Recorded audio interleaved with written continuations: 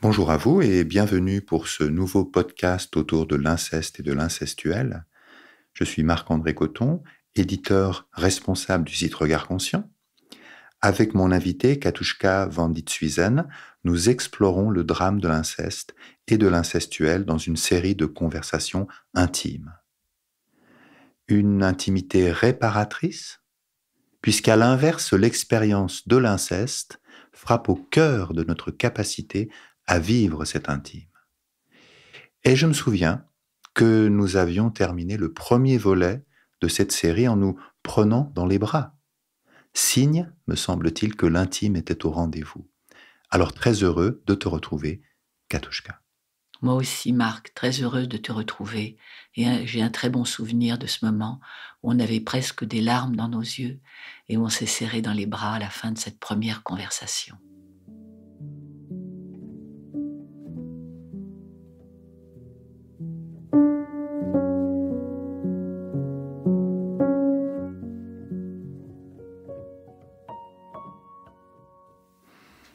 Katushka, tu es l'autrice d'un récit de vie, La face cachée de l'inceste, de l'emprise à la femme libre, paru en 2022 aux éditions de l'Harmattan. Nous avons évoqué l'avènement de ce livre, son importance pour poser socialement quelque chose dans un contexte où les langues se délient peu à peu, certainement pas assez. Et pour préparer cette deuxième conversation, nous avons poursuivi en questionnant les conséquences de l'inceste et de l'incestuel, notamment, et c'est peut-être un euphémisme, la question des troubles du comportement alimentaire. Alors Katushka, comment est-ce qu'on en vient à ne plus manger ? Oui, c'est vrai que dans mon livre, il y a un grand passage que j'appelle le chaos de l'anorexie. Et j'ai envie de rentrer un peu en détail parce que souvent on en parle dans les livres, par exemple, ou dans les formations de manière un peu rapide. Une des conséquences, effectivement, des incestes, c'est notamment pour les filles, la privation de nourriture et le contrôle du corps, le contrôle des besoins physiologiques. Mais bien sûr, derrière, c'est le contrôle aussi des désirs. On parle aussi du refus, du coup, de la féminité. Bien sûr. J'ai commencé petit à petit à arrêter de manger après cet épisode de 2 ans d'inceste, donc de ce rapprochement sexualisé, sexuel et de ces passages à l'acte avec mon père, lorsque mon père, je vais le dire comme ça, nous a quittés. En fait, il ne nous a pas quittés. C'est ma mère qui a voulu divorcer, non pas au moment où elle a appris ce qui s'était passé entre mon père et moi, parce qu'à un moment donné, je le lui ai dit, mais au moment où elle a su qu'il la trompait avec une femme à l'extérieur de la maison. D'accord. Et là, à ce moment-là, elle a voulu divorcer et mes parents se sont séparés. C'est au moment où ces moments précieux pour moi, bien que complètement fous, allaient s'arrêter. Mon père n'allait plus venir dans mon lit. Je n'allais être plus rien pour lui. C'est à ce moment-là que j'ai décompensé. Bien sûr, tout ça, c'était absolument pas pensé comme je te le dis aujourd'hui. J'ai décompensé et j'ai petit à petit, je me suis arrêtée de manger. Bien sûr, ça a commencé tout doucement. Ça s'est fait sur une année. J'étais une jeune fille de 15 ans. Dans la force de cette adolescence. Hein. Et là, ça a été vraiment la chute, un effondrement psychique, physique. J'aime bien parler d'un gel. Tout s'est gelé. Et l'anorexie, d'ailleurs, entraîne une forme d'anesthésie et d'euphorie. Hein, ce sont des symptômes qui vont avec la privation alimentaire. J'ai énormément maigri. jusqu'à un tel point que j'allais à l'école, je continuais à aller à l'école. Mes parents étaient donc séparés. J'étais avec ma mère, ma petite sœur et mon petit frère. Ma sœur aînée était restée avec mon père, elle. Je ne voyais plus mon père. Mon père a disparu de la circulation sans un mot. Il avait sa maîtresse.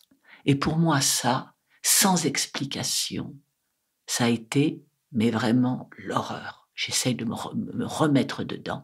Et vraiment, je le ressens dans mon corps. Un tsunami intérieur.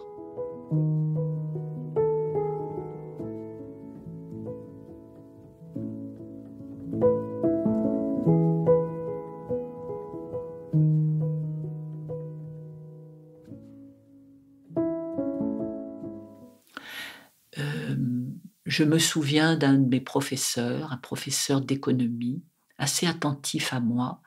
Lorsque au lycée je montais, donc j'étais en première, je montais les escaliers pour aller dans la salle de cours. Ce professeur est venu vers moi de manière discrète et m'a dit: mais j'ai l'impression que vous ne tenez plus debout. Que se passe-t-il? Bien sûr, je cachais mon corps qui commençait à être vraiment très maigre sous des vêtements amples.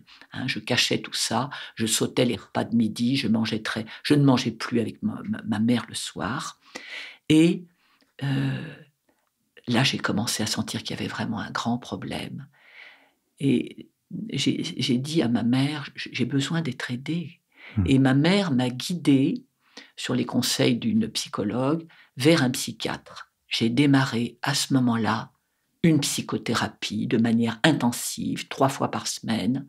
Ça a duré 7 ans, donc de l'âge de 15 ans à l'âge de 22 ans, avec ce psychiatre. Et qu'est-ce qui se passe dans la tête d'une jeune fille qui ne mange plus? Quelles sont les sensations que tu avais? Comment cela se passait concrètement le jour, la nuit? Tu continuais quand même une vie quasi normale? Oui, c'est un petit peu ce que je raconte. Je faisais un peu comme je pouvais, l'école, et cetera, hein. Je ne mangeais plus, tout était calculé. C'est-à-dire, si je bois un verre d'eau le matin, je vais m'autoriser peut-être une pomme à midi et le soir un autre verre d'eau. Tout est calculé, mais la faim me prend. D'ailleurs, dans mon livre, il y a des Bien passages sûr. où je suis prise avec la faim, terrible, qui s'anesthésie peu à peu, qui s'estompe au fur et à mesure. Oui, je pense par exemple à ce passage, la fin des premiers jours de l'anorexie. À 16 ans, j'ai vraiment faim, terriblement faim, surtout la nuit. Ça pourrait me faire hurler. Et toi, tu parles d'un contrôle extrêmement strict que tu t'imposes, la pomme, le verre d'eau. C'est véritablement une forme d'emprise que tu t'infliges.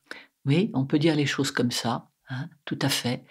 Et ce basculement, cette décompensation va m'amener à un moment donné à l'hôpital. Bien sûr.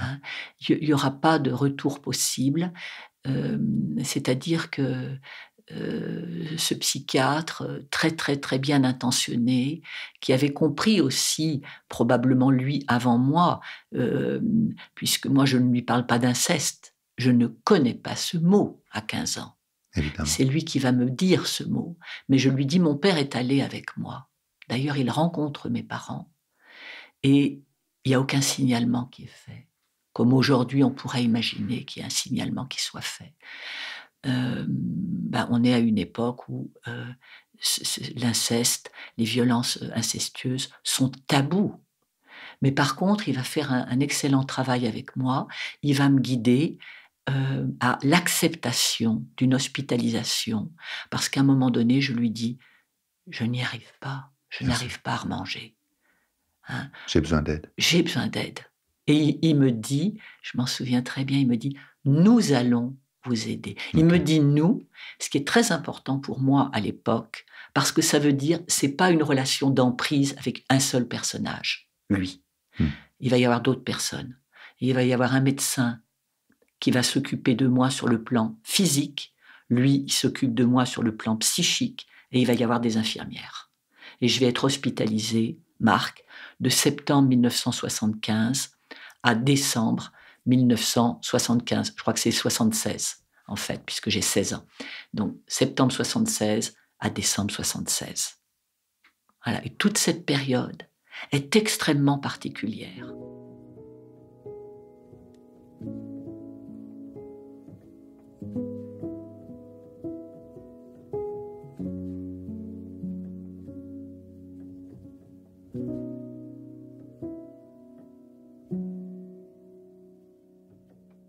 Oui, il se passe quelque chose de l'ordre d'une régression, tu en parlais. Est-ce que tu peux en dire un peu plus? Qu'est-ce que ça veut dire que régresser pour une fille qui a connu l'inceste? Oui. C'est très difficile pour moi de me réalimenter. Donc j'ai des plateaux repas. Je prends contact avec une infirmière qui a environ une 50aine d'années. J'ai su Simone, je l'appelle Maman Simone. J'ai su plus tard qu'elle n'avait pas eu d'enfant et qu'elle s'attache à moi. Donc dans mon paysage, il y a bien sûr des aides-soignantes, des infirmières. Je suis hospitalisée dans un service d'urgence au pavillon N de l'hôpital Édouard Herriot à Lyon. Mon psychiatre vient me voir 3 fois par semaine. Je suis sous anxiolytique parce que j'ai des angoisses sans nom, qui ne sont pas reliées du tout à l'inceste, qui sont reliées à « il faut que je mange ». Quand le médecin, notre somaticien voit que je n'arrive pas à remanger mes plateaux, je vais être gavée. 3 fois par jour, j'ai ce gavage qui me fait gonfler le ventre. C'était une espèce de poche tiède qu'on me fait rentrer dans mon corps par l'intermédiaire d'un fil qui rentre dans mon nez jusqu'à mon œsophage et mon estomac. Ça, c'est des moments absolument extrêmement douloureux. Oui. Et cette infirmière, Maman Simone, qui m'accompagne au moment des repas, va, tout faire, créer des conditions pour que je régresse et que j'ai à la fois 16 ans et à la fois 4. Je dis 4 parce que je parle. D'accord. Je ne suis pas un nourrisson. On ne m'a pas donné à manger au biberon, mais à la petite cuillère.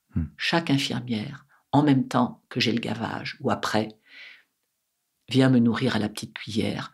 Je suis nourrie dans des bols, c'est pas une assiette, c'est comme une petite fille, quoi, avec une nourriture très peu solide. Et petit à petit, dans cette régression, je vais accepter la régression. Il va y avoir une forme de reparentage. D'ailleurs, mes parents ne viennent plus me voir sur les conseils du psychiatre. Petit à petit, je vais grandir, bien sûr, me réparer, accepter de prendre un petit peu de poids, accepter de voir mes cuisses un petit peu grossir, et surtout, mon cerveau se réalimenter, la renutrition va me permettre de pouvoir continuer mon travail psychique qui me demande énormément émotionnellement, c'est douloureux, et analyse des rêves, etc. Et petit à petit, donc, je vais grandir. Et voilà, cette régression me fait quand même penser à quelque chose que j'aimerais partager avec toi. Oui. Tu parles d'une période de régression à l'âge de 4 ans.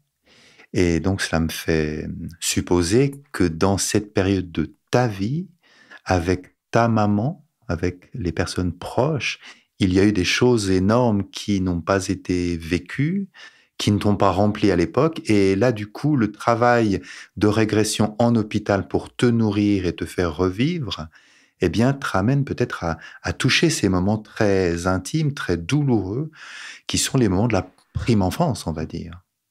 Ouais, merci beaucoup, Marc, d'amener ça, parce qu'effectivement, en amont de l'inceste, il y a toujours un contexte de désaccordage avec la mère.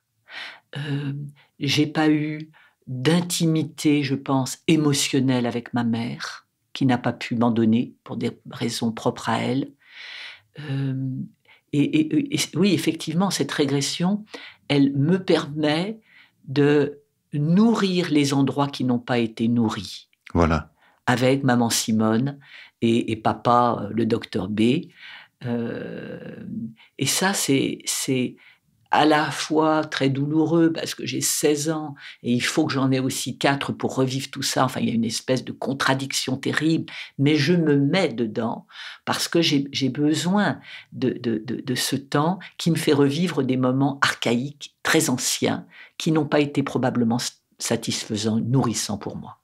Oui, je pense effectivement. Donc il y a un double processus. Oui. Tu es en situation de survivre physiquement, tu as besoin de cette aide-là, mais en te prodiguant cette aide-là, on t'amène finalement à une forme de guérison qui est également psychique, on va dire. Tout à fait, oui.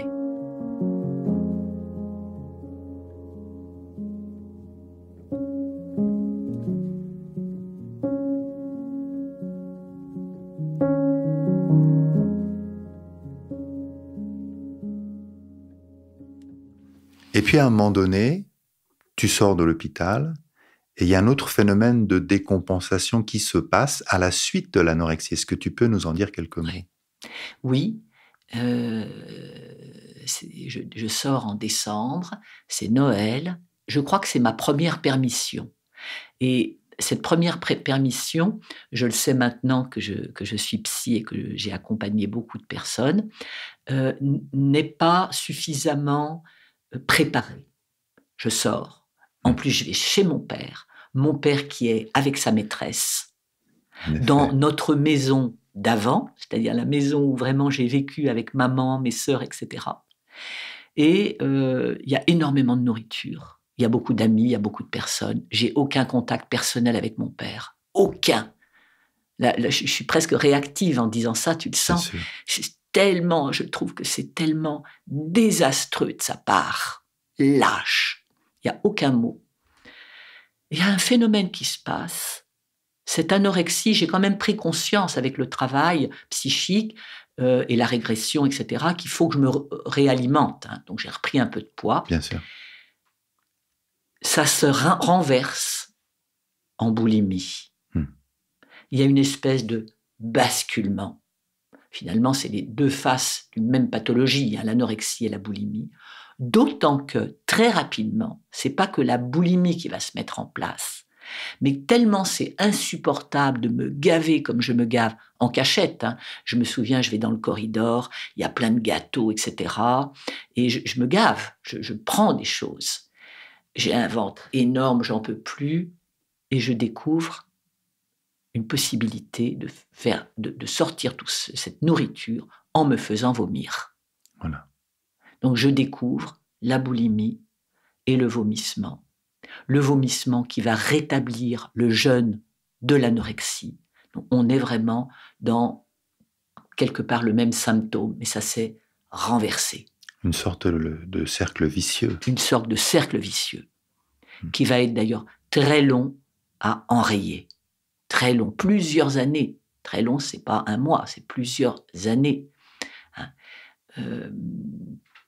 Et qu'est-ce que tu vis à cet endroit-là de la boulimie, du vomissement, et cela se répète évidemment. Dans quel état intérieur est-ce que tu es?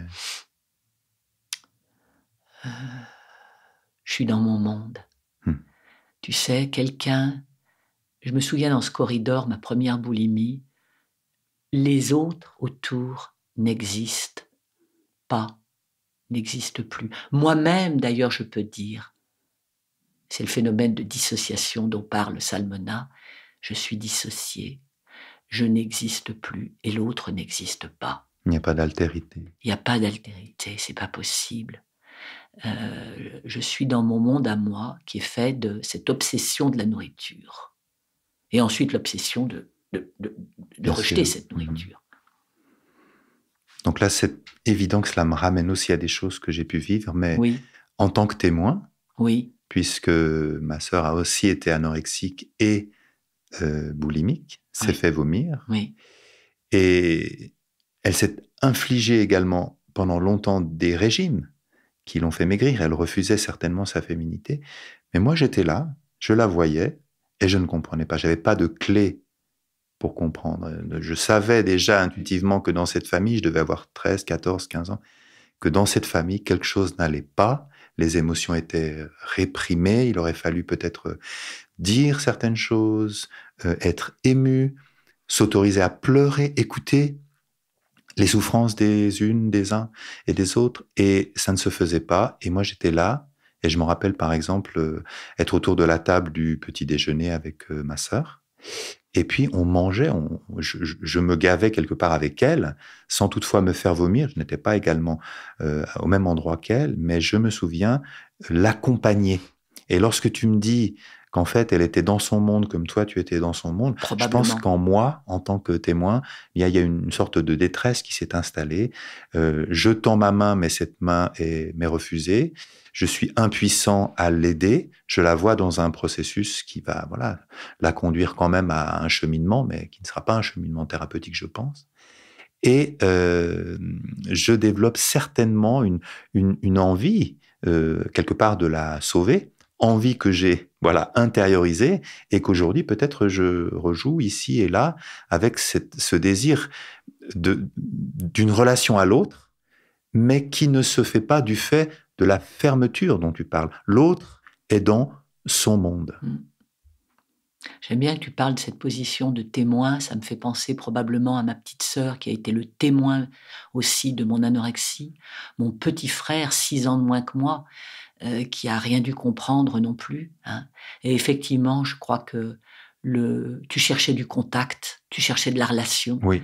Et probablement qu'on ne peut pas être en relation avec une fille qui souffre d'anorexie ou de boulimie.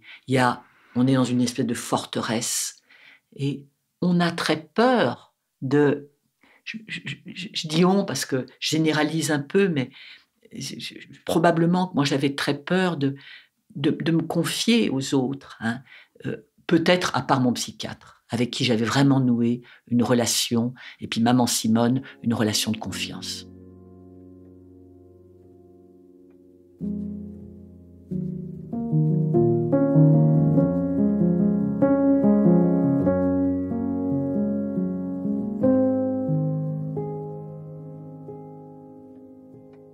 Je pense à une citation du docteur Muriel Salmona, dont tu parlais à l'instant, qui, dans son dernier livre, Enrayer la fabrique des agresseurs sexuels, écrit ceci: qu'il s'agisse de violence sur soi-même ou sur autrui, le plus performant pour obtenir à la carte une disjonction et une dissociation, c'est de reproduire intentionnellement le traumatisme initial sans comprendre pourquoi.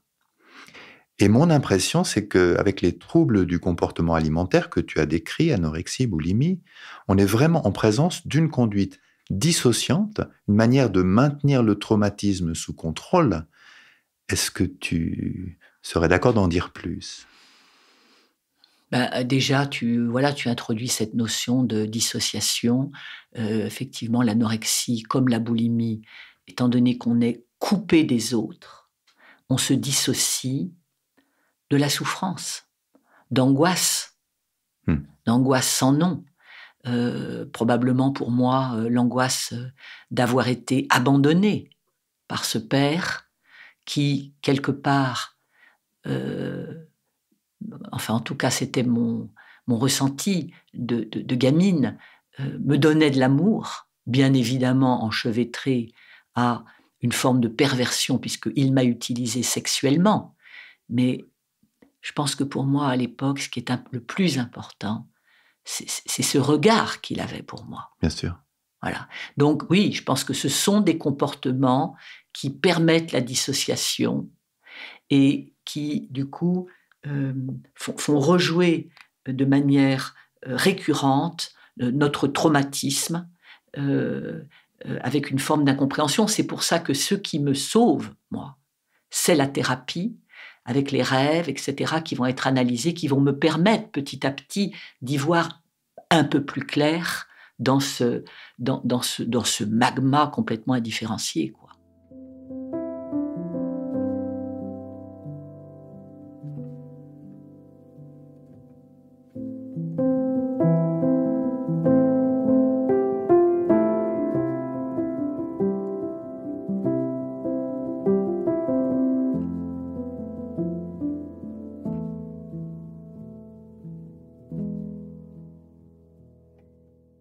Et c'est le résultat de l'inceste.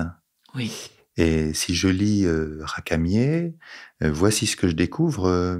L'incestée, écrit-il, si c'est une fille, devient une éclopée psychique. Elle ne peut plus se fier à ses désirs, à ses vœux, à ses fantasmes, à ses pensées, à ses imagos, à son corps. À quel objet, à qui pourrait-elle encore se fier? Son corps lui échappe et son moi se perd. Et il me semble que Racamier ouvre sur une dimension très importante dans les conséquences de l'inceste, c'est l'atteinte à l'estime de soi, l'atteinte à la construction du moi, et ce sont, je pense, des conséquences qu'il est peut-être plus difficile d'aborder parce que subtiles. Oui, ça me fait penser la perte de l'estime de soi. C'est d'ailleurs un peu différent de la confiance en soi, l'estime de soi. Notre narcissisme est complètement abîmé. Hein. Ça me fait penser à des moments de ma vie de jeune adulte. Alors là, on est plus tard déjà, hein, mais j'ai envie d'en parler parce que on en parle très peu dans les conséquences de ces drames. On parle beaucoup quand même des conduites, des troubles du comportement alimentaire. On parle, et on aura l'occasion d'en parler, des addictions, des conduites à risque. On parle bien sûr de tout ce qui se passe d'extrêmement dramatique autour de la sexualité. Bien sûr. Mais j'ai envie de parler, ça me fait penser à ça, à euh, ma faille lorsque je me confronte, jeune adulte, au travail, à la société, au monde. Là, j'ai une espèce de contrainte existentielle de perfection. Je ne peux pas me présenter à vous si je ne suis pas parfaite. Voilà. Donc, je ne me présente pas du tout. Alors, bien sûr, tu l'as dit dans la première conversation, je deviens psychologue, je travaille énormément. Je travaille le triple des autres. Il faut que j'emmagasine des tas de livres, que je lis, etc. Je deviens ensuite, beaucoup plus tard, plusieurs années après, gestalt thérapeute. Je me forme, je suis en supervision. Mais mon travail avec d'autres est quand même toujours extrêmement problématique parce que je vais me comparer en permanence aux autres. Oui, effectivement, tu as quand même posé des actes sociaux. Tu as créé une association, Accoutumange, en 1989, je crois. Oui. Tout en poursuivant ton parcours de formation, ton parcours thérapeutique. Oui. Et là, tu vas toi-même tendre la main, si je peux dire, à des filles qui sont anorexiques, à les aider. Et je pense qu'à cet endroit, tu te sens à l'aise parce que quelque part, tu sais ce qu'elles ont vécu. Et elles savent ce que tu as vécu aussi, je pense. Pas forcément à l'époque. Bien sûr, aujourd'hui, c'est différent. Oui, Accoutumange, c'est un grand moment pour moi parce que justement, là, je me confronte. Mais à mon avis, je suis un peu dissociée. C'est obligé. Parce que je rencontre des nutritionnistes, je rencontre des psychiatres au niveau national. Il y a plusieurs associations en France qui travaillent avec des associations de prévention et d'information sur les troubles du comportement alimentaire. Je les contacte. Donc je rencontre des gens, des experts, des gens importants, etc. Mais je pense que je suis dissociée. Je me dissocie, déjà. Ça me fait penser d'ailleurs, et je vais parler ensuite des jeunes filles que j'accompagne, ça me fait penser au syndrome de l'imposteur dont parle Muriel Salmona dans ses podcasts sur France Culture, où elle dit qu'à 64 ans, et je pense qu'aujourd'hui elle en a seulement quelques années de plus, elle avait encore un syndrome de l'imposteur, alors qu'elle avait déjà écrit le livre noir des violences sexuelles, que c'est une psychiatre reconnue sur ce thème, Bien sûr. qu'elle est connue, interviewée, etc. Elle parle déjà de ça. Et moi, à 65 ans, je peux dire encore que, et je te souris, Marc, parce que nous avons échangé là-dessus, j'ai encore où on va dire plutôt qu'aujourd'hui, avec ma maturité, ça commence à s'ouvrir. Mais à l'époque, je peux perdre mes mots, je peux devenir muselée. Voilà, je peux être en panique Mmh. si je fais une conférence que je ne l'ai pas suffisamment préparée. Par contre, effectivement, tu le dis bien, moi j'ai envie d'aider ces jeunes filles parce que je connais leur maladie de l'intérieur. Bien sûr. Mais à l'époque, je ne le dis pas. C'est beaucoup plus tard, et notamment avec la publication de mon livre, qu'aujourd'hui, je ne suis pas du tout gênée parce que je sens que j'ai dépassé beaucoup de choses, de dire que j'ai fait de l'anorexie, et que j'ai eu un trouble grave puisque j'ai failli mourir au cours de cette anorexie. Et ces jeunes filles, je sais leur parler. Je sais leur dire, je sais que pour ne plus manger, il faut avoir une énorme volonté, mais il faut avoir aussi un énorme problème derrière. On ne se prive pas de manger pour rien. Bien Et sûr. là, elles écarquillent leurs yeux et elles me regardent. Et elles sentent qu'elles sont rejointes. Et je reconnais que j'ai pu faire quand même du bon boulot. Aidée par d'autres protagonistes. Il ne faut jamais être seul quand on s'occupe de cette problématique avec ces jeunes filles.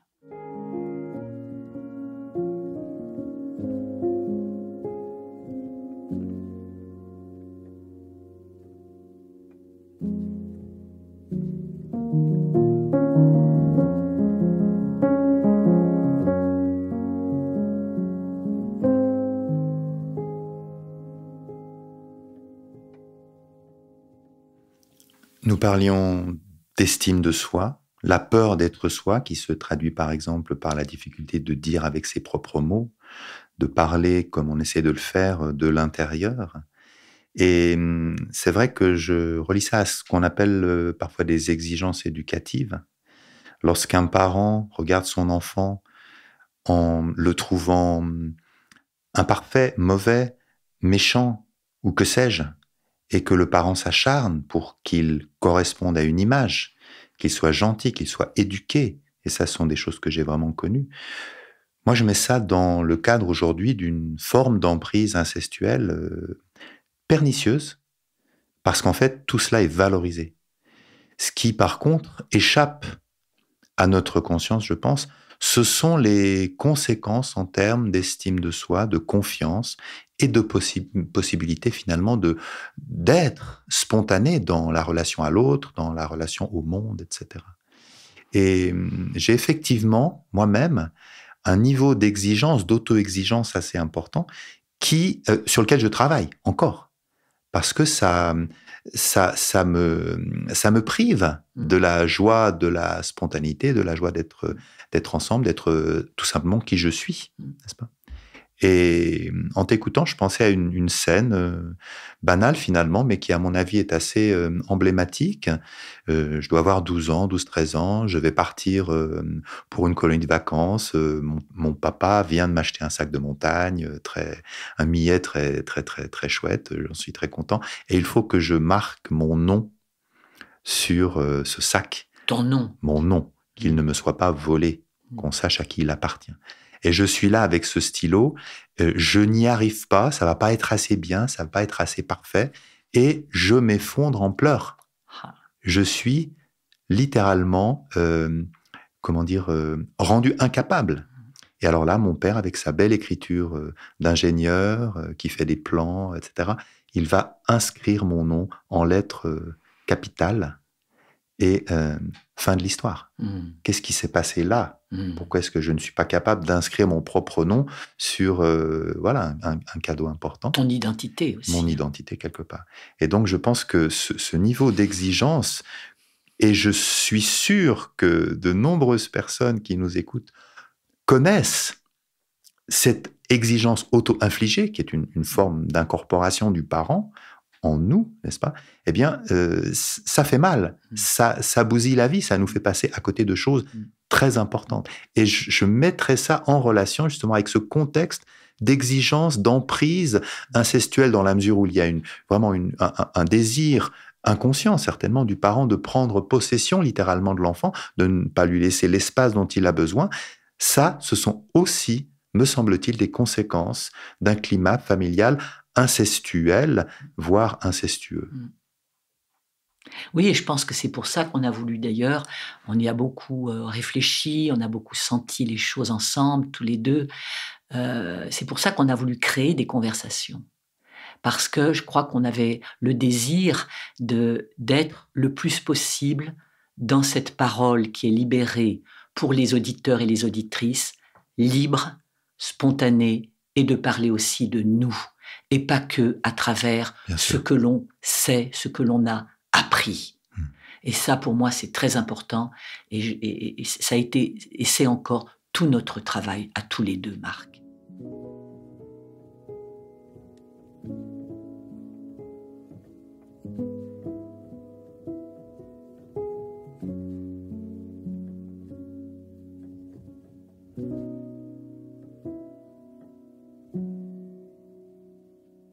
Oui, merci Katushka. Effectivement, nous avons ébauché quelques conséquences. Peut-être allons-nous parler certainement par la suite d'autres choses liées probablement à ce qu'on appelle plus généralement la sexualité, le vécu sexuel d'une personne qui a été abusée. Et ça, nous allons, j'imagine, le développer dans un prochain épisode. Est-ce que tu vois d'autres choses qui seraient quelque part sur la table pour toi et moi pour ces prochaines conversations? Bah, déjà, je pense que ce que tu viens de nommer, c'est-à-dire comment va se passer non seulement la sexualité, mais pas que, la relation avec l'autre, l'autre en général, euh, mais aussi l'autre sexué, comment ça va se passer lorsqu'on a été sous emprise, lorsqu'on a été dans une relation qui a toujours été de l'ordre du dominant-dominé. Bien sûr. Comment on va vivre les choses, comment on va devenir pour moi maman, comment je vais devenir, comment va être ma sexualité. Enfin, toute cette partie-là, on va vraiment prendre le temps de la développer. Oui. Après, je pense qu'il y a encore d'autres choses dont on va parler, mais je pense que ça va être vraiment un gros chapitre, si on veut y consacrer vraiment du temps, quoi. Oui, c'est vraiment mon désir et le tien. Oui. Et eh bien, je te remercie du fond du cœur, Katushka. Merci à vous, chères auditrices, chers auditeurs, de nous avoir suivis jusqu'ici pour ce deuxième volet de nos conversations autour de l'inceste et de l'incestuel avec Katushka Vanditsuizen. Et à tout bientôt pour un prochain épisode. Merci. Avec plaisir. À Au revoir. bientôt.